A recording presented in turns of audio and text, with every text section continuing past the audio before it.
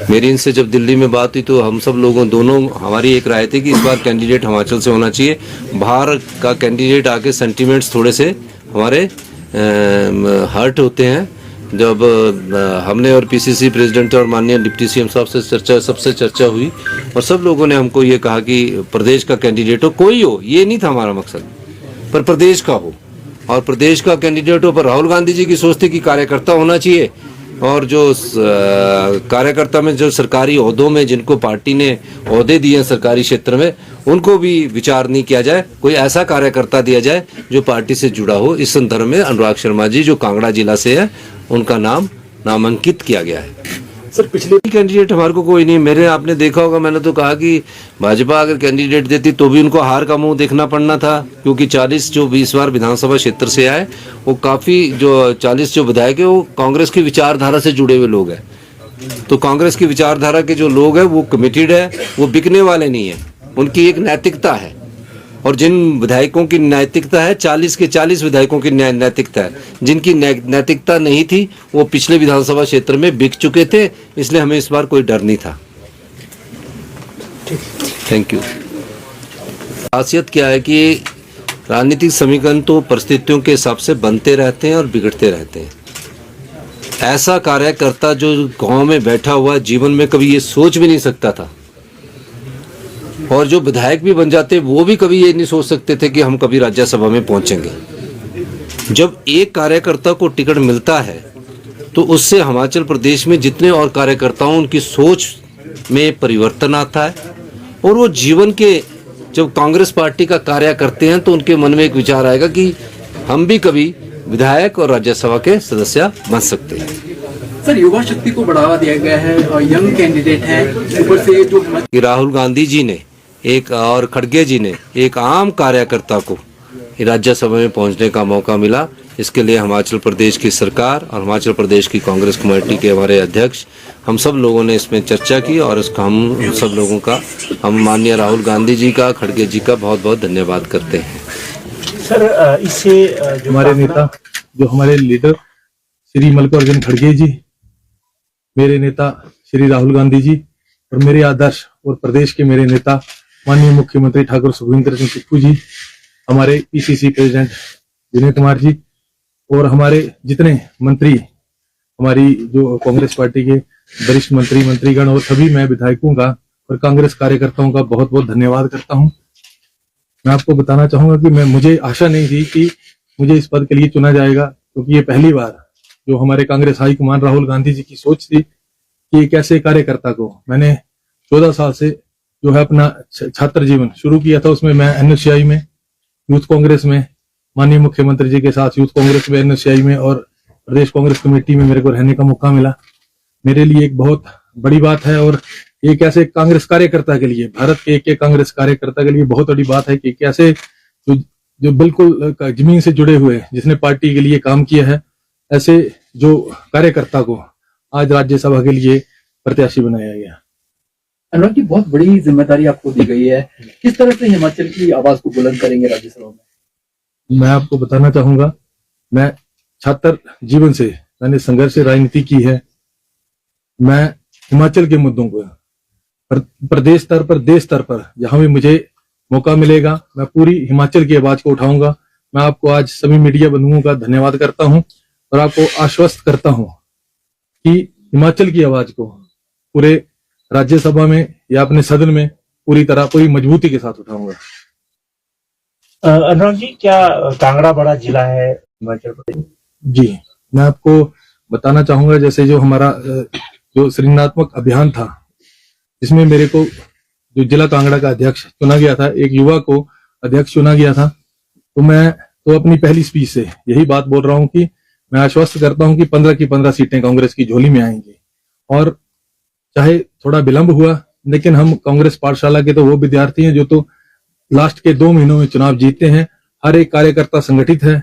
जल्द ही हमारी जो ब्लॉक कांग्रेस और डीसीसी की घोषणा हो जाएगी, और फिर मैं आश्वस्त करूंगा कि कांगड़ा जिला इस बार जो निर्णायक भूमिका, जो माननीय मुख्यमंत्री जी का मिशन रिपीट का सपना है, बिल्कुल 2027 के चुनावों में 15 की 15 सीटें जो है कांग्रेस की झोली में।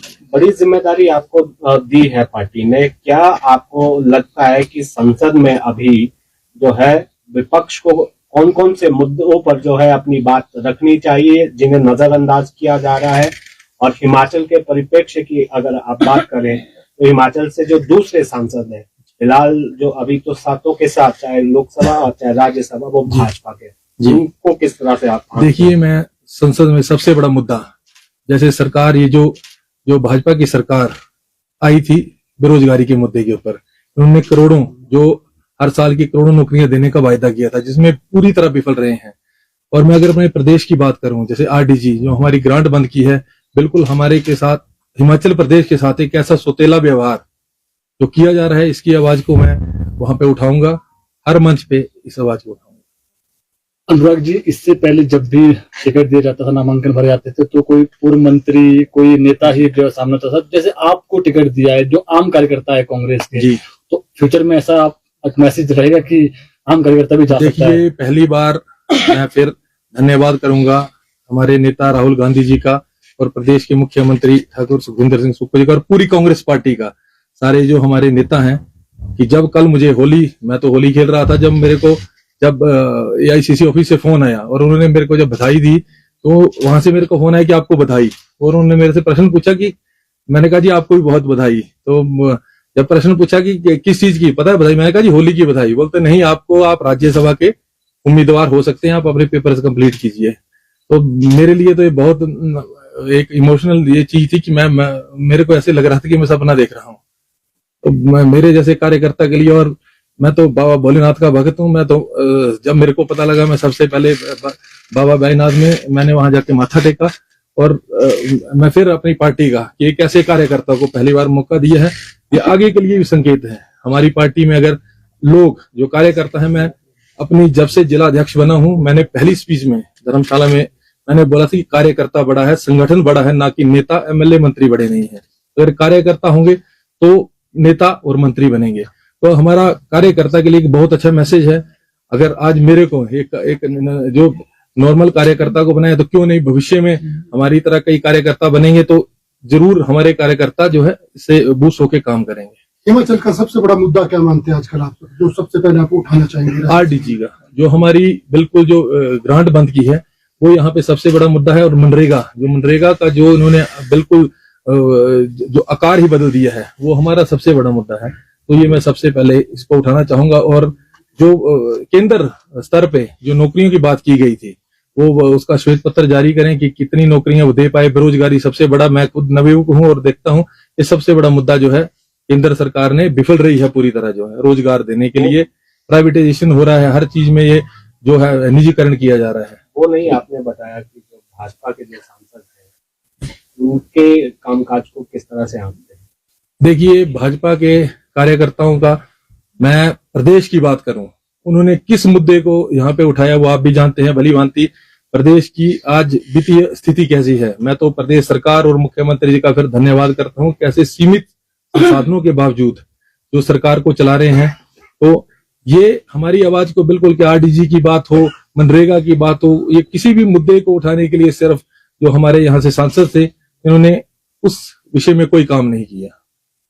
एक और बात मैं आपको ऐड करना चाहूंगा इसमें, क्योंकि हमारे कांग्रेस की तरफ से जो है नामांकन भरा है अनुराग शर्मा जी ने, और कांग्रेस ने 3 सेट्स जो है नॉमिनेशन के फाइल किए हैं, जिसमें कि 7 लोगों के ने नॉमिनेशन फाइल किए, जिसमें मुख्यमंत्री जी की तरफ से है, डिप्टी चीफ मिनिस्टर है, PCC प्रेसिडेंट है और मिनिस्टर्स हैं।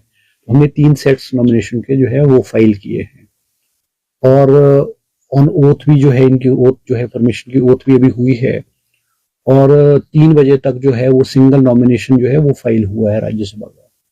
तो मुझे ऐसा लगता है कि इनके जो कांग्रेस कैंडिडेट अनुराग शर्मा जी का, इनका निर्विरोध चुनना जो है वो निश्चित है।